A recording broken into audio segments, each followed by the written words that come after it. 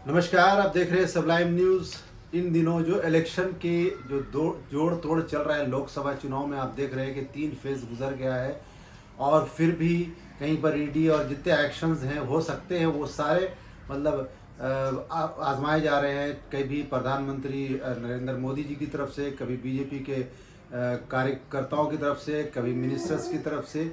इसी दौरान इसी बीच में जो एक बड़ी खबर खुल कर आ रही है ख़ास तौर से पिछले 2 दिनों से, और वो ये खबर है कि अडानी अंबानी पिछले दरवाजे से राहुल गांधी से मिलने की कोशिश कर रहे हैं या शायद उनसे मिले भी। और इसका एक्शन का ये रिएक्शन होता दिख रहा है कि खुद मोदी जी अपने मंच से ये बोलते हुए नज़र आ रहे हैं कि किस तरीके से अडानी अंबानी ये सब लोग टेम्पो में भर के पैसे ढोते हैं। और दोस्तों, राहुल गांधी पिछले कई लंबे टाइम से इनकी बुराई नहीं कर रहे हैं, कहीं ये मिल तो नहीं गए। इस तरह की गॉसिप और विजुअल हम लोगों को देखने को सोशल मीडिया पर आ रहे हैं। इसी बीच ताज़ा खबर आज की ये आई कि जो जिस तरीके से ऑपोजिशन को ख़त्म करने का एक अभियान चल रहा था, उस तर्ज पर दिल्ली के मुख्यमंत्री अरविंद केजरीवाल टॉप पर थे। और टॉप का मामला ये था कि उनके पहले झारखंड में ये अभियान चलाया गया, जिसकी वजह से वहाँ के मुख्यमंत्री हेमंत सोरेन अभी भी जेल के अंदर बंद हैं और उन्होंने आपातकालीन में किसी और को मुख्यमंत्री बनाया पार्टी से अपनी। ये सब तो चलता ही रहा था, लेकिन केजरीवाल को आज बहुत बड़ी राहत मिल गई।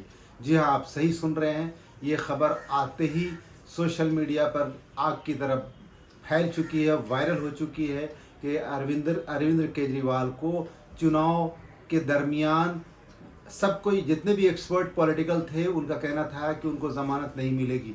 लेकिन ईडी हक्का बक्का रह गया। जैसे ही उनके लिए अनाउंसमेंट होती है, जैसे ही जज साहब ने फैसला सुनाया कि इनको 20 दिन के लिए इंटर्म ज़मानत दी जाए। अब इसमें ऐसी कोई कंडीशन देखने और सुनने को नज़र नहीं आ रही है। उनके वकील के ज़रिए जो वीडियो वायरल हो रही है, उसमें कोई ऐसी कोई ख़ास कंडीशन नहीं है। कुछ भी वो वर्क कर सकते हैं, नहीं कर सकते हैं, ऐसी कोई बंदिशें नहीं। कहीं ना कहीं ईडी की नाकामी साफ दिख रही है। ये कानून ऐसा सख्त था कि ईडी के जब तक ईडी सिग्नल ना देगा उसमें ज़मानत नहीं मिलेगी। ऐसा ये केस है, मतलब मनी लॉन्ड्रिंग का और इस तरीके का जो इन्होंने मतलब जो लॉ बनाया, कानून बनाया, उसके अंदर अभी जिस तरीके से उनका केस बताया जा रहा है कि झारखंड के मुख्यमंत्री का अभी तक खुला नहीं है, अभी तक उनको तारीख नहीं मिली है कोर्ट से।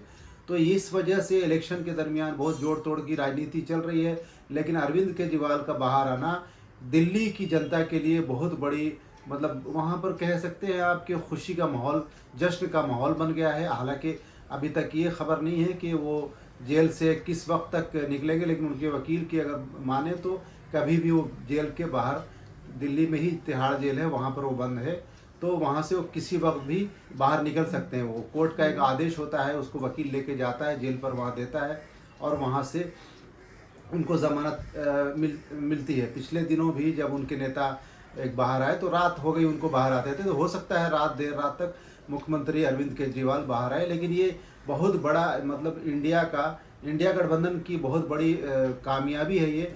और दूसरी तरफ बहुत बुरी तरह से वायरल हो रही है ये खबर कि मोदी जी को बाय बाय इस बार जनता कर रही है।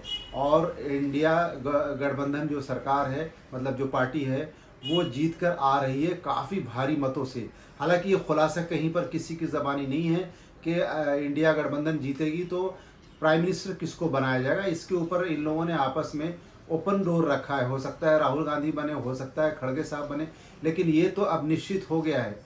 जिस तरीके से कल से ये एक्सपर्ट बता रहे थे कि अरविंद केजरीवाल को आज की तारीख में, यानी कि 10 मई को ज़मानत ज़रूर मिलेगी। और दूसरी तरफ से जो रूलिंग पार्टी है यानी बीजेपी है, उन लोगों की उनकी जो संस्थाएं हैं, उसकी तरफ से पूरा जोर था कि अरविंद केजरीवाल को ज़मानत ना मिले। और आप, क्योंकि 2 राज्य में, 2 स्टेट में उसकी सरकार है, दिल्ली में भी इनके मुख्यमंत्री खुद अरविंद केजरीवाल, पंजाब में भी उनकी सरकार है, तो 2 स्टेट में इनको सरकार, ये जो मिशन लोटस चल रहा था, इसके अंतर्गत ये 2 स्टेट में सरकार गिराने का पूरा अभियान चल रहा था। लेकिन कहीं ना कहीं झारखंड की तरह दिल्ली में भी बीजेपी को मुंह की खानी पड़ी और अरविंद केजरीवाल को रिहा किया गया। दूसरी तरफ राहुल गांधी बहुत ही जोश व खरोश से इन दिनों देखने को नज़र आ रहे हैं। आज भी वो अपनी जो जनसभा कर रहे थे उज्जैन में, वहाँ पर भी काफ़ी मात्रा में जनता थी। और आपको मैं बताता चलूँ कि उत्तर प्रदेश में जहाँ से राहुल गांधी खड़े हो रहे हैं और दूसरी सीट जो जहाँ से स्मृति ईरानी है, आप सब जानते हैं रायबरेली के बारे में कि ये बहुत हॉट स्पॉट बन गई है और इनकी एक कह सकते हैं कि जेनेटिक सीट है।